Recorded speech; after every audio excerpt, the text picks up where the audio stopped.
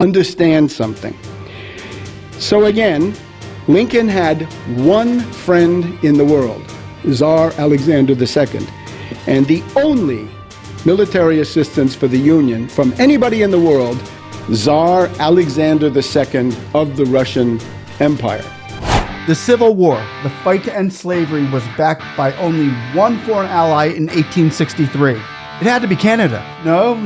They were actually beneficial to the Confederacy. Well, France, right? Nope. UK, Great Britain? Nope. Germany, Poland? Nope. It had to be some European country, of course. Nope. Russia was the only country to back Abe Lincoln and the Union Army during the Civil War. I think we're all going to learn something today that we might have never been told if it weren't for the curious minds like yours who feel like the media and historical myths need some more questions answered before you get in line and play to the beat of hegemony and propaganda of the masters whose hands they want you to lick for the sake of the dirty pudding that they might choose to toss you. Africa has branched out from the same system that held them down socially and economically for over 200 years, maybe 300. And the same allies that America used during the Civil War, we see Africa using today in the African Revolution of 2023-2024 by the olive branch that's once again being offered by the Russians to fight against slavery. This time it's economical and systematic bondages as opposed to deeds and chains of the past. Welcome everyone. I want to thank you all for helping this channel thrive and move forward. We're rapidly growing into a family of unity and love through honesty, encouragement, and truth. Please be sure to hit that like button, subscribe, and watch this video throughout to gain favor of the algorithm and spread the message further, wider to all those who need to hear this. One world, one love, and we thank you and appreciate each and every one of you. Now to the moral of the video. Russia has taken a major role stepping in where others fear to tread. We've witnessed Africa remove France and the United States and Western militaries that have infiltrated their territories and now being replaced with Russian aid to help them further their stance against the future endeavors the West may seem to want to invoke on them. However, this isn't the first time that Russia took this stance. The Russian Empire in 1863 brought help to Abraham Lincoln and the Union Army as they fought to abolish slavery in the Civil War. The great historian and author Webster Tarpley guides us through a major part of American history that the United States and the Western colonies, they just seem to leave this out of their books. But it's vital and significant to the future's direction. And many of you will watch this throughout and be left, maybe as I was, shocked by the events that he speaks about. Please feel free to leave your comments below and let us know how you feel about Africa and Russia going through the same motions today. Now we'll go over this valuable piece of history that can tie us to the future. So grab a drink and we'll watch it together. And we're here to remember and to express gratitude when the Russian Atlantic Squadron arrived in New York City. It was followed a few days later, on October 12th, 1863, by the Russian Pacific Fleet coming from Vladivostok and arriving in San Francisco. These events represent the only foreign military assistance received by Lincoln and the Union during the course of the Civil War. It's unfortunate that the official institutions have chosen not to acknowledge this debt of honor, but we have to thank the Russian people and the Russian government for their assistance to the United States at a time when they were the only friend in the world. But I would urge you rather to think of Lincoln on the international stage, and therefore to realize that when it came to the world, Lincoln had one principal friend, and this was Tsar Alexander II of the Russian Empire. He also had some sympathy from places like Thailand and others, but in terms of effective aid, it was Russia. And these fleets, these were the only manifestations of concrete military support that the United States received in the entire Civil War era. So by the time we got to September 23rd, it is a grim atmosphere, depression, demoralization coming forward. New Yorkers strolling along the Battery were astounded to see a huge steam frigate flying a foreign flag, bristling with 51 guns, her rigging black with seamen, steam up the bay and drop anchor in the Hudson River at about the level of the spire of Trinity Church. This was the Alexander Nevsky, the flagship of the Russian Atlantic Squadron, commanded by Rear Admiral Lesovsky. The Alexander Nevsky was soon followed by the Peresviet, a 48-gun frigate. They were followed 2 days later by the Variag, a beautiful steam corvette, 2,100 tons, 14 guns, about the size of the Confederate raider Alabama. Within 3 weeks, you also had the Almaz and the Ostliaba, which steamed past the battery and anchored. There came a final ship, another steam corvette. That was the Vityaz. Now, these few ships, I would submit, changed the course of world history. Admiral Lesovsky had previously been stationed in the Mediterranean, where he became the friend of the leading Union naval commander, David Glasgow Farragut, the statue downtown here. One evening, the two admirals were visiting the New York City home of Thurlow Weed, an ally of Secretary of State Seward. Weed was the Republican boss of New York State. Farragut asked Lesovsky, "Why are you spending the winter here in New York City anyway?"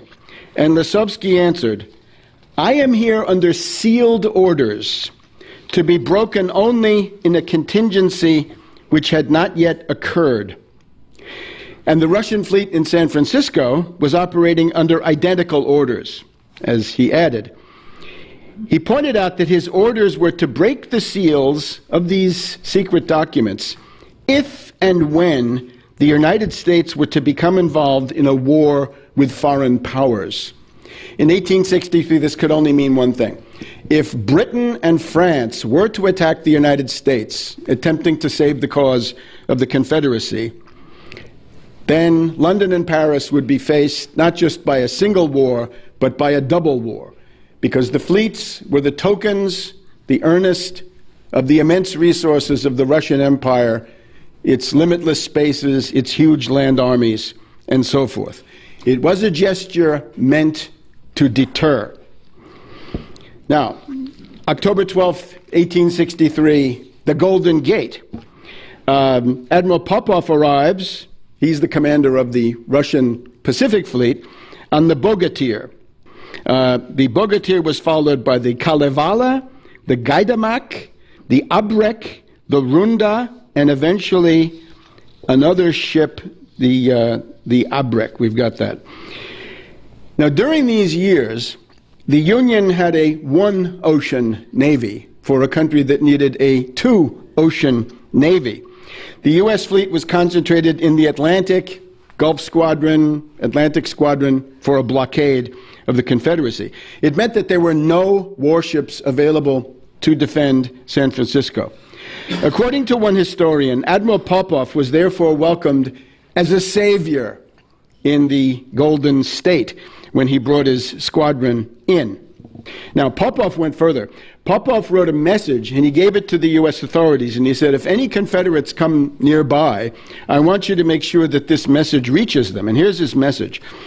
According to instructions received from His Excellency Rear Admiral Popov, Commander-in-Chief of His Imperial Russian Majesty's Pacific Squadron, the undersigned, the governor of California, I guess, is directed to inform all who it may concern that the ships of the Russian squadron are bound to assist the authorities of every place where friendship is offered in all measures which may be deemed necessary by the local authorities to repel any attempt against the security of the place. And he's doing this as the representative of the Tsar. Now, around the world, British satirists attempted to portray Lincoln and Alexander II as two brother despots, each intent on crushing an internal rebellion. The Laird's shipyard, which had built the Alabama, was known to be building two powerful, seagoing, ironclad warships, battleships, that could give the Confederacy the ability finally to break the Union blockade of the southern ports. Basically, what he's saying right there is that the UK, England, was being paid by the Confederate Army to build ships for them. And Russia and the United States sent him a message saying, you better stop building weapons for the Confederacy. So I just thought I'd throw that in there. Baird's shipyard, which had built the Alabama, was known to be building two powerful seagoing ironclad warships, battleships, that could give the Confederacy the ability finally to break the Union blockade of the southern ports. If you read Harper's Weekly, they talk about the Anglo-rebel rams, the Anglo-rebels. That's the enemy, the Anglo-rebels for the Harper's Weekly. So with the Russian vessels already at sea and reported to be coming towards America, U.S. Ambassador to London, Charles Francis Adams, felt strong enough to put a war ultimatum to the British government, to Lord John Russell and Lord Palmerston. And this was September 5th, 1863. And Adams says to Lord Russell, if these Laird battleships are allowed to leave port, and I quote, it would be superfluous in me to point out to your lordship that this is war. Lord Russell was shocked. According to one historian, this Yankee talked like an Englishman. Lord Russell had to pause and then backed off entirely. The Laird rams were first put under surveillance by the British government on September 9th. They were seized by the British government in mid-October. They never fought for the Confederacy. And this change of line in London, I think, was clearly a result of the Russian fleets. And that really was the last high-profile attempt of the British and the French to intervene. Now, responding to the arrival of the Russian fleets, Secretary of the Navy Gideon Welles wrote to Russian Foreign Minister Gorchakov, someone we'll hear about, saying that the U.S. Navy Department was much gratified to learn that a squadron of Russian war vessels was present off the harbor of New York.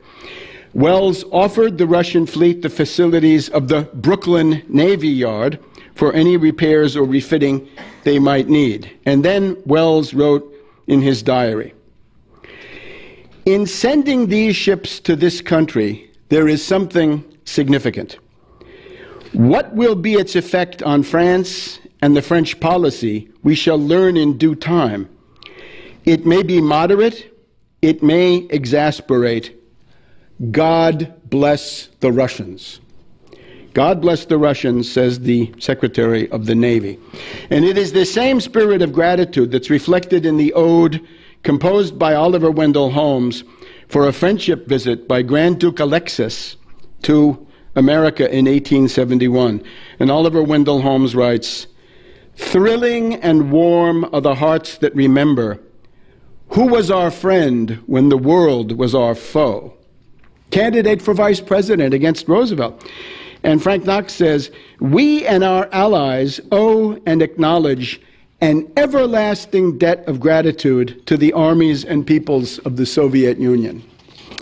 And you've heard, and that's the same kind of language we've heard from Gideon Welles and some others. So you pays your money and you takes your choice. You can choose the pro-Russian camp with Benjamin Franklin, John Quincy Adams, Abraham Lincoln, Franklin D. Roosevelt, or you can go into the anti-Russian camp with Andrew Jackson, Jefferson Davis, Harry Truman, and other worthies. I think that's an easy choice. Now, Wharton Barker puts it this way, this banker, writing in 1905. He says, in 1905, I think he's trying to push back against some of the Theodore Roosevelt stuff, Americans cannot forget the Russell-Palmerston-Louis Napoleon proposal to attack the U.S., or the Alexander answer of 1862 to 1863. They remember that we owe almost as much to Russian action in 1863 as to French action in 1878. But if they give due thought to the words of Emperor Alexander II, they will do what is more vital in the shaping of the destinies of a nation. They will understand something. So again, Lincoln had one friend in the world, Tsar Alexander II, and the only military assistance for the Union from anybody in the world is what we've just discussed. Now, there is in American politics a procedure, which I think is still honored in some quarters. It's called getting right with Lincoln. And it says, if you're a politician, if you're a public activist, you have to ask yourself periodically, is what you are doing coherent with the principles of Lincoln? And you have to search your conscience to this effect. Now, perhaps tonight we've been able to add or strengthen at least an additional dimension to what it would mean to get right with Lincoln in foreign policy, because it's usually interpreted in terms of domestic policy only. But in terms of foreign policy, are we right with Lincoln today? And this would be a question for everybody, all the way up to the White House. I'm afraid that right now we're not so right with Lincoln, and we ought to do something so that we could get right with Lincoln in the sense that we've described it tonight. Thank you very much. So there we have it, ladies and gentlemen. I hope you really enjoyed that. I hope you got a little bit more message out of that. And what would Abe Lincoln do? I like that. Where was he in line with? He was in line with the Russians, and the Russians right now are in line with the same thing they were in line with back in 1863. I'm not trying to say here, look, America good or America bad, Russia good, Russia so good. No, they've got their own problems. I understand that. But when it comes to these issues, I've my whole life been trained, haven't you? Americans out there, you've been trained. Russia's bad, Russia, China bad. America, France, England good. That's what's been programmed to us. Sorry, it's the truth. But I mean, from our parents to the media to the government, everybody, Russia bad. Now we look back at it and say, wait, maybe Russia isn't all that bad. What are we doing to push Russia away right now? What is Russia doing to bring people in right now? They're doing a better job than America could ever do. America's trying to instill these horrific values and weird cultures and craziness on societies out there that are just like, what are you doing? Why? Whoa. Slow down, America. Slow down, France. You guys are pushing these agendas that we're just not, no. They're weird. They're crazy. They're just out there. Anybody normal, anybody sane out there that knows that we have a lot to offer in our country, and we're not going to be subject to a hegemony or propaganda, or the weirdness, the craziness that America wants to bring, yet alone the systemic slavery of bondage to the World Bank, the IMF. Well, here comes Russia. Here comes the BRICS. Here comes China. Hey, we just want to do business with you. We think we can help you. You think you can help us. We build roads. We bring military. We, do all those things that great countries do together in order to thrive for the people inside of them. Win-win situation. Not just a win for them and somewhat of a win for you. No, it's a give and take here. And I can see right now that the Russians are still doing in Africa today what they did in America. They're pretty consistent in Africa, what they did in America in 1861, 2, and 3. Let me know what you think about this. I'm just so glad you all watched and enjoyed this together with me. Hopefully it brought some kind of new education and new information that you may have never known or never had. So that's what we're here to do. Let's bring people together. One love, one Christ. I love you all. Thanks for watching. God bless, and we'll see you on the next one.